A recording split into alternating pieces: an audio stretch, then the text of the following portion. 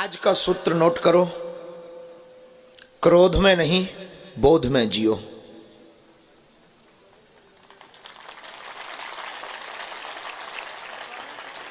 क्रोध में आप आवेश में जियोगे, आपकी जिंदगी में सदैव रोड़ा बने रहेंगे।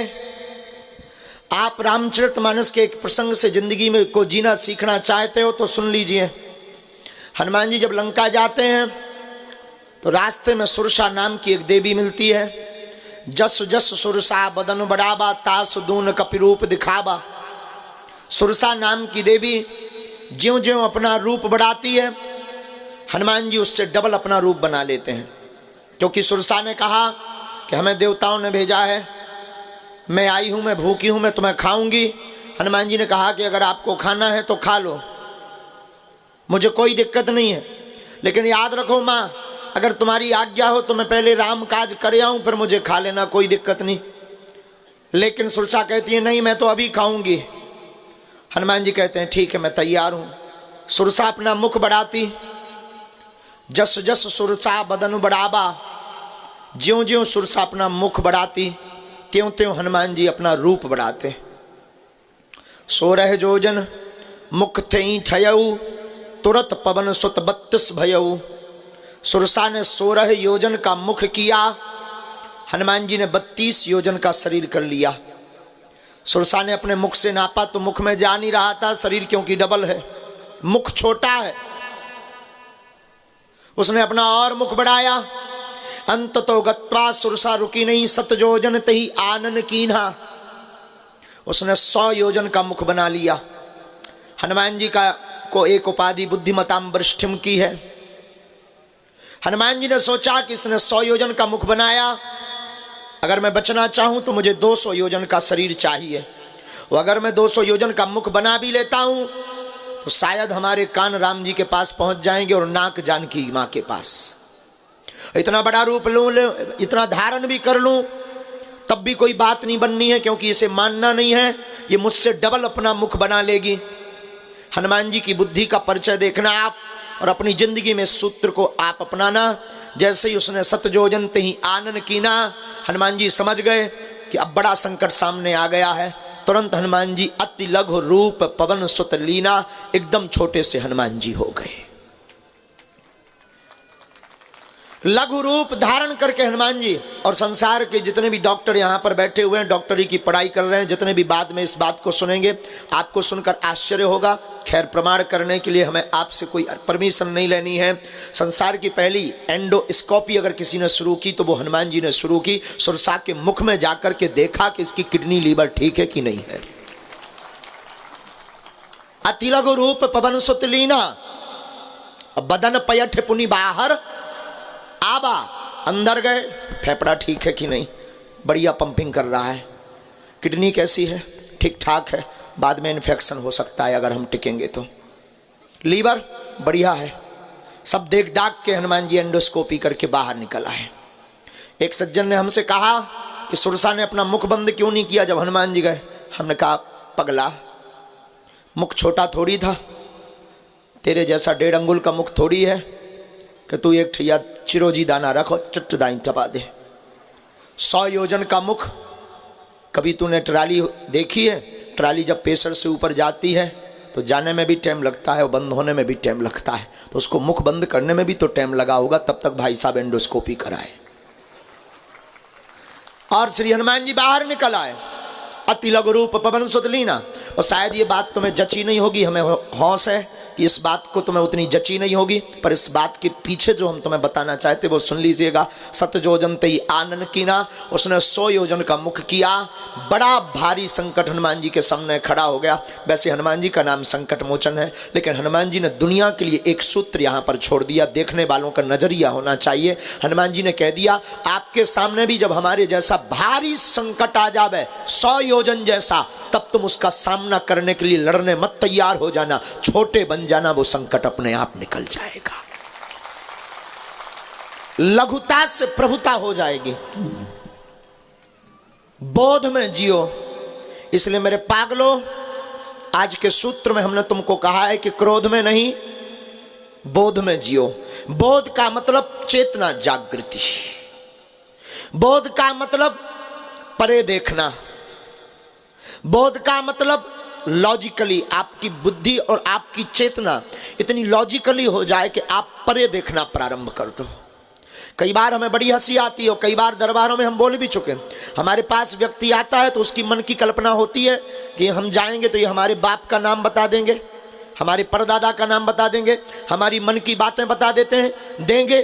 और हमें बड़ी हंसी आती है कि आदमी कितना बुद्धू है, अपनी बात जान करके ताली बजाता है। हमें बड़ी हंसी आती, वो अपनी बात अपने बाप का नाम जान करके जय जयकार करने लगता, और हमें लगता हमारे हनुमान जी के लिए कोई बड़ी बात नहीं है। सबसे बड़ा चमत्कार तो यह है कि तुम मनुष्य तन पाए हो। दूसरा चमत्कार यह है कि तुम अपनी खुली आंखों से महापुरुषों के दर्शन कर पा रहे हो।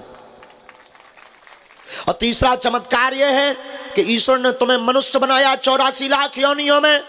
और तीसरा चमत्कार सबसे बड़ा यह है कि 212 देशों से ज्यादा इस विश्व में देश हैं, उनमें तुमको जन्म भारत जैसे वतन में दिया है।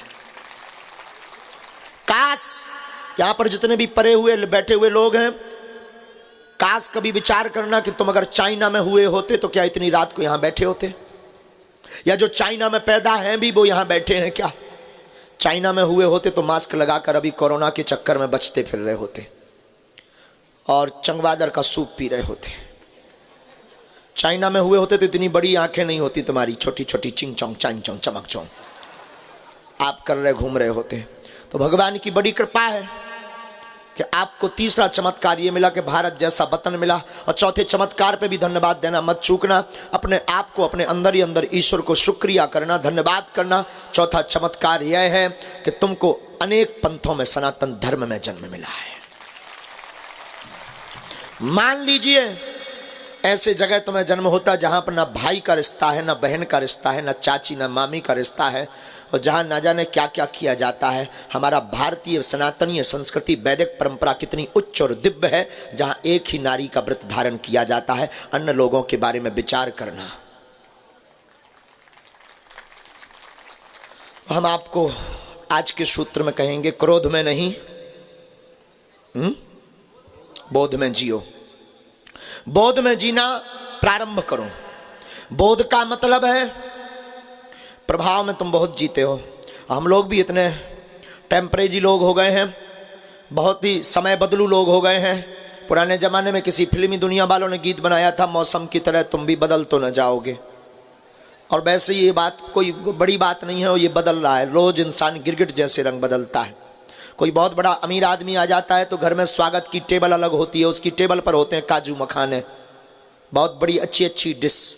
कोई नॉर्मल टाइप का आदमी आता है तो बिस्कुट और नमकीन में ही उसको निकाल दिया जाता है। और कोई बहुत छोटा आदमी आता है तो सिर्फ चाय के लिए पूछा जाता है। और कोई घर का काम करता या कोई पड़ोसी आ जाता तो पानी भर के लिए पूछा जाता। और यहाँ तक कि हमने देखा है कोई रोज मिलने वाला आता है तो पानी तक को नहीं पूछा जाता है। इसलिए वो गीत बहुत सिद्ध होता है, मौसम की तरह तुम भी बदल तो न जाओगे। बदल क्या जाओगे, बदल रहे हो। हम लोग समय के हिसाब से जी रहे हैं, बोध में नहीं जी रहे। और आज का दूसरा सूत्र नोट करो, प्रभाव में नहीं स्वभाव में जियो। प्रभाव टिकता नहीं है। प्रभाव में आप किसी को अपना बनाओगे, वो आदमी आपके पास तब तक रहेगा, तब तक आपकी जय जयकार करेगा जब तक तुम्हारे पास प्रभाव रहेगा। स्वभाव से किसी को अपना बनाओगे तो जब तक तुम मर नहीं जाओगे तब तक पीछा नहीं छोड़ेगा।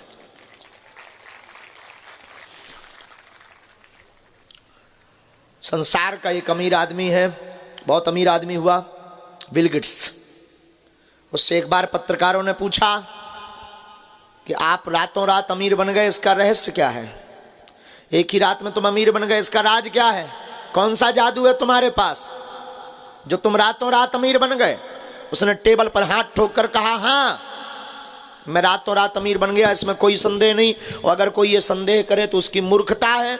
मैं रातों रात अमीर बन गया हूं, इसमें किंचित मात्र भी संदेह नहीं है। उसने मुस्कुराते हुए कहा, पर यह किसी को होश नहीं है वो रात कितनी लंबी थी। और दुनिया आपकी चमक देखती है। जब आप उपलब्धि पर जाने लगेंगे तब लोग आपके पीछे लगेंगे। जब आप उपलब्धि पा जाएंगे तब रिश्ते नाते वाले लोग आएंगे, उपलब्धि के पूर्व में कोई नहीं आएगा। इसलिए मेरे पागलों, आज की रात तुम खोकर मत जाना, आज की रात में कुछ पाकर जाना, क्रोध नहीं बोध पाकर जाना।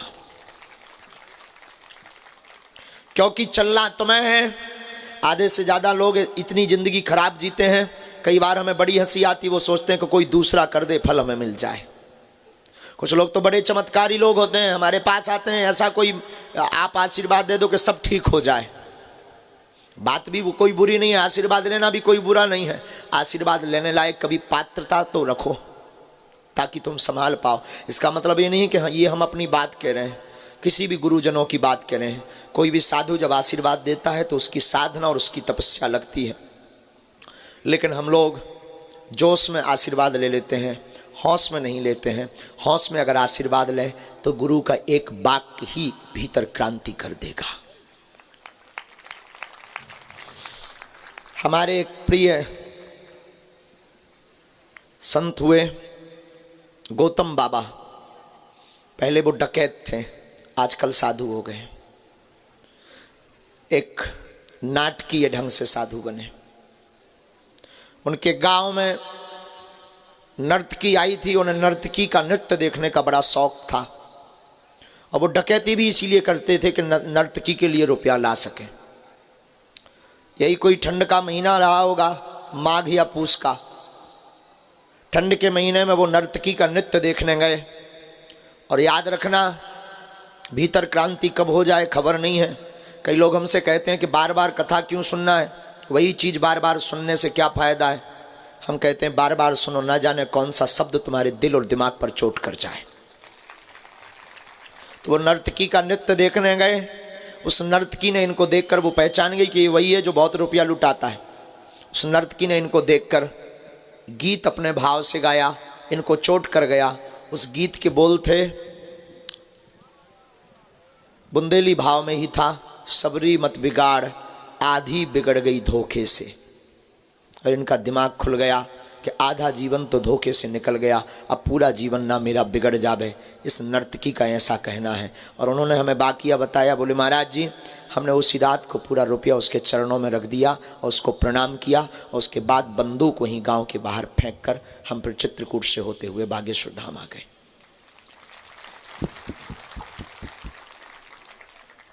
तो कब आपके ऊपर कौन सा शब्द क्रांति कर जाए कोई ठिकाना नहीं है।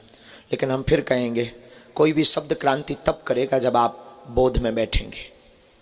बोध का मतलब ये प्रतिज्ञा लेकर बैठेंगे कि हम कुछ लेकर आएंगे और वो हम करके मानेंगे, तभी। सुना तो आपने भी बहुत है, लेकिन बदमाश आप बहुत नंबर 1 के हो। कितनी कथाएं नहीं सुनी और कितने चैनल नहीं तुम देख रहे। 18 चैनल खोलते हो, 19 बाबा तुम्हें मिलते हैं, लेकिन ना तुम टिकते ना वो बाबा टिकते हैं, ना उनकी बातें टिकती ना तुम आज तक टिक पाए। और भटके भटके यहाँ भी बैठो, यही हाल हमारे साथ भी होने वाला है जो तुम अन्य के साथ कर चुके हो। तय है, यहाँ से भी जाने के बाद तुम यहाँ से रहलाओगे, जाने के बाद फिर यही कहोगे 5 दिन डले रहे कुछ नहीं हुआ। कुछ तो ये भी बोलेंगे कि अपने अपनों के पर्चा बना दिए। कुछ तो ये भी बोलेंगे वहाँ तो सब सेटिंग का खेल है, मंत्री मिनिस्टर जाएंगे तो मिल पाएंगे। कुछ तो ये भी बोलेंगे कि अब उनकी कृपा तो बड़े लोगों तक सीमित रह गई है। कुछ तो ये भी बोल कर जाएंगे कि शायद हमारा कोई पाप रह गया इसलिए नहीं सुनी भगवान ने। कुछ ये भी बोल कर जाएंगे कि शायद भगवान हमसे नाराज है। कुछ ये भी बोल कर जाएंगे अगली बार में अर्जी पक्का है लग जाएगी, बागेश्वर धाम जाएंगे वहां सुन लेंगे वो। और ये कब तक तुम करोगे? ये बातें तुम कब तक करोगे? कब तक तुम भटकोगे? कब तक तुम अपने प्रश्नों के उत्तर दूसरों से लोगे? कब तक दूसरों के उत्तर तुम्हारे काम आएंगे? कब तक दूसरों की बातें तुम्हें काम आएंगी? और कब तक तुम अपनी खिल्लियां उड़ाते रहोगे, उड़वाते रहोगे लोगों से? कब तक तुम धक्के खाते रहोगे? कब तक तुम अपने अबोधता के कारण अकेले में रोते रहोगे? कब तक तुम अपने परिवार से अपनी हंसी करवाते रहोगे? कब तक तुम धक्का माथा पटक पटक करके माथा में छाले पड़वाओगे? कब तक तुम भगवान ईश्वर टोटका उपाय बदलोगे? कब तक तुम अपने गुरुओं को बदलोगे? आखिर ये कब तक चलेगा? एक दिन तुम्हारी अंतिम मंजिल भी आ जाएगी और तुम खाली हाथ जाओगे, तब तुम्हारे ऊपर तुम्हारा ईश्वर तुम्हें धिक्कार करेगा कि मैंने मानव तन दिया, ये कुछ नहीं कर पाया। हम तुम्हें हौस के साथ कहेंगे, जोश में मत बात सुनना, हौस में सुनना। आज की रात तुम कुछ लेकर जाना, पर्चा के चक्कर में मत पड़ो। तुम्हें पढ़ना ही है तो हनुमान जी के चक्कर में पढ़ो। और ये बात तुम्हारे दिमाग में बैठने वाली भी नहीं है, ये भी हमें हौस है। तुम्हारे दिमाग में इसलिए नहीं बैठने वाली है कि तुम्हें तो ऐसा भगवान चाहिए जो नारियल फेंके मुंह से और झट से हाथ से फोड़ कर निकाल दे। तुम्हें ऐसा भगवान चाहिए जो तुम्हारे बाप का नाम, दादा का नाम बता दे और तुरंत बता दे। अच्छा, बात भी है कि अगर एक प्रश्न का उत्तर दे भी दे और तुम संतुष्ट हो भी जाओ तो कुछ बात बने। तुम्हारी ये खोपड़ी है जनो, इंसान की खोपड़ी सबसे खतरनाक है, इसलिए इसका नाम है खोपड़ी। खोपड़ी का अर्थ ही होता है खो और पड़ी, इसलिए ये खोपड़ी है। और खोपड़ी इतनी खतरनाक है, तुम बैठे भी हो, हम तुम्हारे लिए, तुम प्रश्न भी करो कि शादी कब होगी, और हम बता भी दें कि 2024 में, इसके बाद अगर चैप्टर क्लोज हो जाए तो किसी दूसरे का नंबर लग जाए, बात ठीक है, लेकिन तुम तुरंत पूछोगे किससे होगी। और अगर हम ये भी बता दें तो चिंता मत कर, मुन्नी बाई के साथ होगी, तो बात बन जाए, बहुत अच्छा है, लेकिन तुम तुरंत पूछोगे कहां रहती है। और हम अगर ये भी बता दें कि चिंता मत कर, दमोई नाका पर रहती है, तो तुम अगर में भी मान जाओ, लेकिन तुम तुरंत पूछोगे गोरी है कि काली, जरा ठीक से देखना, लवली का रंग मत बताना। और हम बता भी दें कि ये गोरी होगी, काली होगी, सांवली होगी, और तुम इतने के बाद भी अगर मान जाओ तो बात बने, लेकिन तुम तुरंत फिर क्वेश्चन दाग दोगे, शादी तो बढ़िया चलेगी ना।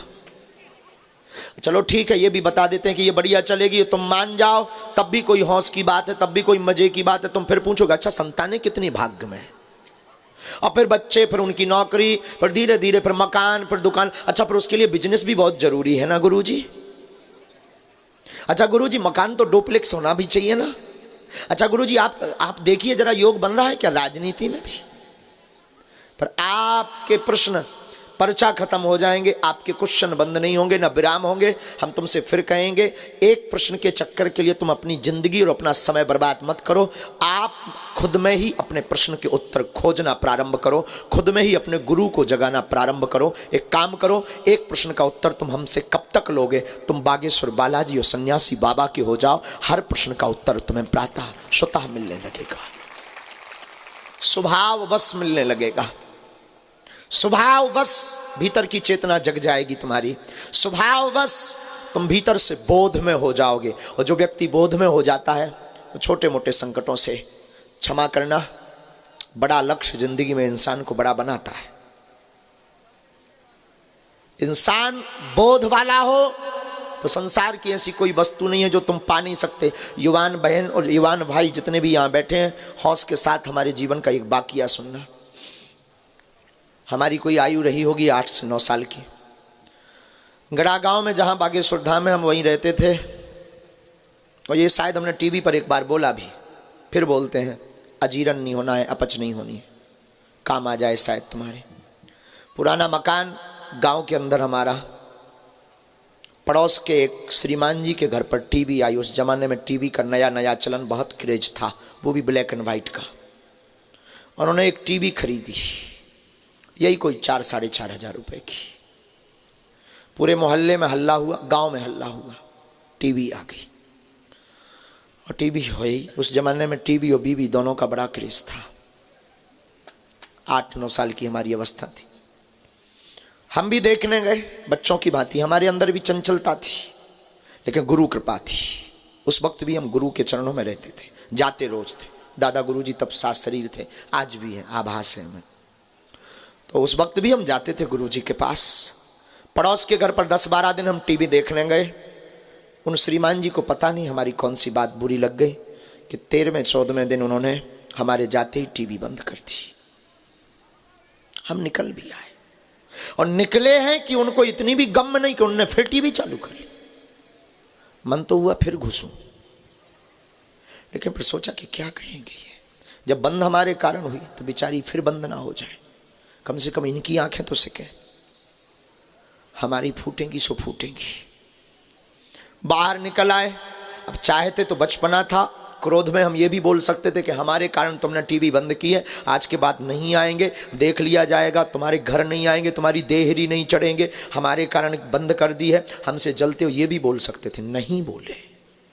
घर आए, हमारी माँ ने हमसे पूछा, बेटा ये आज इतनी जल्दी? उस वक्त हमें याद है नन्ही प्यारी शिल्पी एक प्रोग्राम चलता था, तो हमारी माँ ने पूछा, माँ बेटा तुम जल्दी आ गए? हमने कहा माँ हाँ आज ठीक प्रोग्राम नहीं, ठीक वो नहीं आ रहा था सीरियल, इसलिए हम जल्दी आ गए। हमारे घर पर उस ज़माने में लाइट नहीं हुआ करती थी, डिब्बी से काम चलता था, बहुत दीनता के समय थे हमारी ज़िंदगी के। घर के पीछे जाकर के एक नाला है, हम 2.5 घंटे रोए। रोते रोते रोते रोते जब भीतर की गर्मी निकल गई, तब भीतर से कोई बोला कि तू बाबरा है, अवस्था 9 साल की, कोई बोला तू बाबरा है, पागल है, उसने तुझे दुत्कारा है क्या? टीवी तो बंद की, लेकिन एक भीतर ही भीतर कोई उत्तर दे रहा था कि मेरी अवहेलना कर दी, स्वाभिमानी आदमी, अवहेलना हो गई है, अब ऐसा वैसा। लेकिन भीतर से कोई बोला, आज के बाद टीवी देखना बंद, देखेंगे तो तभी देखेंगे जब अपने बाप की हो जाएगी। बस आंसू पहुँचे, उठ गए, घर पर आए, भाई ठंडियों का ज़माना, और हमारी रात भी बड़ी विचित्र कटती थी उस ज़माने में। उस ज़माने में पिताजी तो हमारे कुछ करते ही नहीं थे, हम भी क्या करते थे, सत्यनारायण बाँचते थे तो 4 से 5 रुपया दक्षिणा में मिलती थी, लेकिन 1.25 साल तक हमने टीवी नहीं देखी। उस ज़माने में बसों का नया नया प्रचलन, बसों में, वॉल्वो बसों में नई नई टीवी का प्रचलन चला। और किस्मत की बात, हमें जब कई बार बाहर जटाशंकर जाना होता था, बिजावर जटाशंकर आना होता था सत्यनारायण बाँचने के लिए, तो किस्मत की बात कई बार हमें टीवी वाली बस हाथे लगती थी। कोशिश रहती थी कि ऐसी बस पे बैठना ही नहीं है, क्योंकि प्रण है जब तक अपने बाप की नहीं ले लेंगे तब तक टीवी नहीं देखेंगे। और कई बार रात हो जाती थी, बस छोड़ देते थे, दूसरे दिन जाते थे, लेकिन टीवी वाली बस पर नहीं बैठते थे। कई बार बड़े घरानों में जब सत्यनारायण या कर्मकांड करने जाते थे, अमीर घराने के लोग कहते थे पंडित जी तब तक आप बैठिए, हम पूजा की व्यवस्था करते हैं, टीवी चला देते हैं। हम उनसे कहते थे क्षमा करना, गाली चला दो पर टीवी मत चलाना, क्योंकि संकल्प था टीवी देखेंगे तो तभी देखेंगे जब अपने बाप की होगी। और हमने 2-2 रुपया जोड़कर, 2-2 रुपया जोड़कर, 2-2 रुपया जोड़कर 1 साल 3-4 महीने में हमने 3800-3900 रुपया जोड़े और मैक्स की ब्लैक एंड व्हाइट टीवी खरीदी। अभी रुकिए, अभी आपके काम की बात नहीं है। टीवी खरीद कर लाए, 1 किलो मिठाई हम लाए, और भगवान की कृपा, उस वक्त हमारे पास ऐसी कोई सिद्धि नहीं थी, तुम ये भी आकलन मत लगा लेना कि हमने कोई मंत्र मार दिया होगा। भगवान की ऐसी कृपा कि श्रीमान जी की टीवी जल गई और हमारी टीवी नई आ गई। और हम 1 किलो मिठाई लाए थे, हमने मोहल्ले में बांटी भी, अब वो आए भी शाम को, पहले ऐसा चलता था, वो आए भी और हमारे रिश्ते में कुछ लगते थे। उन्होंने कहा बेटा ये बर्बाद क्यों किया तूने 3800 रुपए, अपनी टीवी तो थी उसको सुधरवा लेता, रख लेता। हम एक मिठाई में, जो मिठाई का डब्बा लाए थे उसमें एक लड्डू छिपा करके उनके लिए स्पेशल रखा था, हमने वो निकाला, हमने कहा थैंक यू। उन्होंने कहा मतलब? हमने कहा धन्यवाद। उन्होंने लड्डू खा लिया, पर वो पूछते रहे कि धन्यवाद किस बात का। हमने उनको नहीं बताया, ना उनसे हमने कहा, लेकिन मन ही मन कहा कि श्रीमान जी ना तुम उस दिन भगाते ना हमारी टीवी आती। और क्षमा कीजिएगा, अभी भी आपके काम की बात नहीं है। टीवी का प्रण इतना खतरनाक हमारे दिमाग में चला कि जब भी गुरु के सामने जाते थे तो क्रोध में नहीं बोले, बोध में हमेशा बोले। हमने कहा गुरुदेव हमारे जीवन में ऐसा ऐसा बाकिया घटा है। हमारे गुरुदेव मुस्कुरा दिया करते थे, बोले बेटा कोई बात नहीं, मुस्कुरा करके। लेकिन आज वो जमाना है कि वो हमको टीवी में देख रहे हैं। जिस टीवी से उन्हें हमें हटाया था उसी टीवी में वो आज देख रहे हैं। आप भी अपनी जिंदगी में बोध में जियोगे ना मेरे पागल, तुम भी अपनी जिंदगी में वो कुछ पा जाओगे जो सोच कर बैठे हो। जितने भी युवान बैठे हैं, पाने का जोश हो, लेकिन याद रखे जोश में भी होश हो। बेहोशी की हालत में जोश में मत बोलना, वरना बादाम का हलवा खाना पड़ेगा। हाँ, बेहोशी में नहीं, होश में। तो आज का सूत्र विराम करते हैं। क्रोध में नहीं, किसमें जियो? फिर से बोल।